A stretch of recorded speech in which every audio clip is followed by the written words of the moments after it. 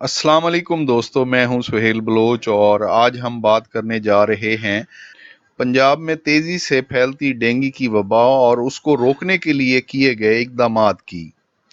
दोस्तों, पंजाब में डेंगू के 10,000 से जायद मरीज रिपोर्ट हो चुके हैं। डेंगू खतरनाक तरीके से मुल्क में फैल रहा है। हुकूमत की तरफ से बरवक्त इकदामात नहीं किए जा सके, जिसकी वजह से डेंगू का मर्ज मुल्क में तेजी से अपनी जड़ें बना रहा है।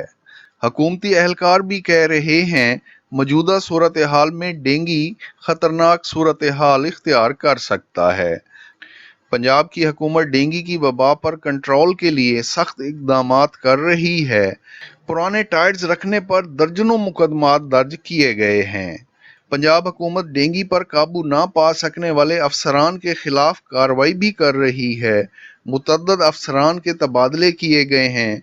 पंजाब की ज़िलाई हुकूमतों के अफसरान पूरी कोशिश कर रहे हैं कि डेंगू को कंट्रोल किया जाए।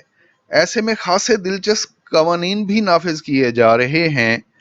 मुल्तान की ज़िलाई इंतज़ामिया ने वाटर कूलर चलाने और उसमें पानी खड़ा रखने पर पाबंदी लगा दी है। अब आप ही बताएं कि इस कानून पर किस तरह अमल हो सकता है।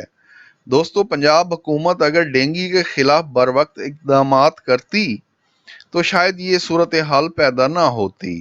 अब भी पंजाब हुकूमत सूबे में सफाई के निज़ाम को बेहतर करके वबाई बीमारियों पर काबू पा सकती है। जब तक सफाई का निज़ाम बेहतर नहीं होगा, वबाई अमराज पर काबू नहीं पाया जा सकता।